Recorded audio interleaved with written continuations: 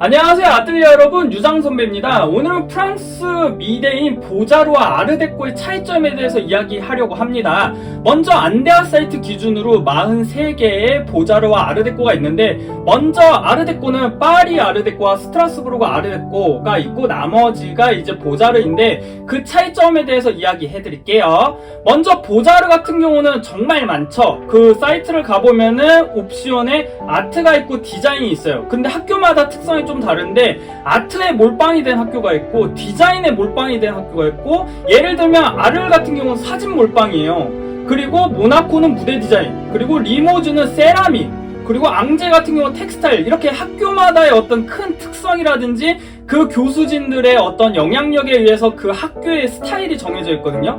그래서 본인들이 예를 들어서 나는 회화 위주의 작업을 하는데 내가 지원을 한 학교가 담당 교수가 퍼포먼스를 좋아한다. 그러면은 제가 갔을 때 그 교수랑 마찰이 있을 수도 있어요. 아무리 개념적으로 하는 현대미술식 수업을 하신다 그래도 그게 조금 안 맞을 때가 있거든요.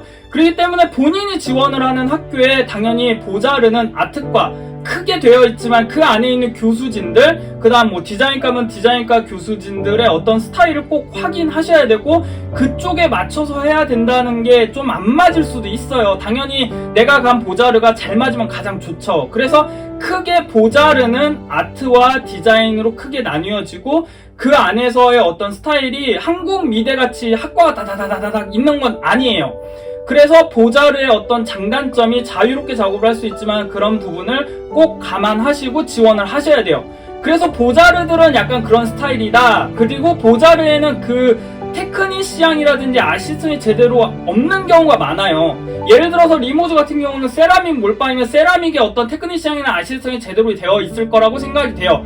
그런 식으로 그 학교의 특성화된 게 되어 있지만, 나머지 쪽에서는 학교에 가마가 없다든지 세라믹에 대한 정보가 없다든지 유약에 대한 정보가 없다든지 그런 작업을 할 수가 없단 말이에요. 그러니까 그런 부분을 꼭 아셔야 되고, 자, 아르데코는 지금 명칭을 사용하는 거는 파리 아르데코, 그리고 스트라스부르크 아르데코 같은 경우는 뮬루즈랑 합병을 하고 나서는 이제 아르데코란 단어를 안 쓰지만 그래도 그 학교의 스타일은 계속 고수하고 있기 때문에 일단 두 학교를 아르데코라고 얘기할게요. 입시할 때도 많이 그렇게 얘기를 하거든요.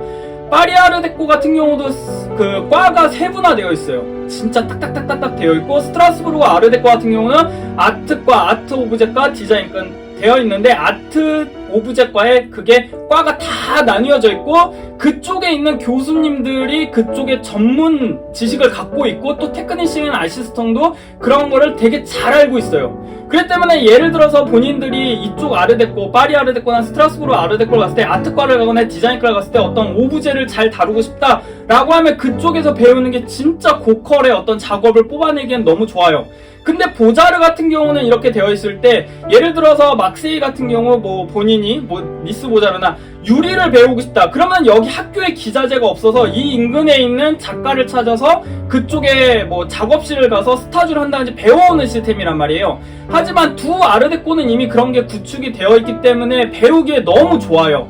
그래서 제가 있을 때는 또 재밌는 게, 스트라스부르크 아르데코에 있을 때 파리 아르데코 학생이 교환학생으로 왔었어요. 여기 기자재가 조금 안 좋았는지 그 친구랑 좀 얘기했을 때 이런저런 썰들이 있었거든요. 여튼 그런 부분 때문에 본인이 뭔가 테크닉이라든지 어떤 그 표현을 하는 데 있어서 좀 중점적으로 두고 있다. 당연히 개념적으로도 되게 유명한 교수들이 계시기 때문에 보자르와 아르데코, 일단 교수진들은 참 좋다라고 판단되지만, 단 꼭 확인은 하셔야 되는 게, 그 교수가 그 테크닉, 아니면 회화 전공인데 유화를 모른다든지, 아니면 세라믹인데 세라믹의 유약을 모른다든지, 그런 교수들도 있으니까 조심하셔야 돼요.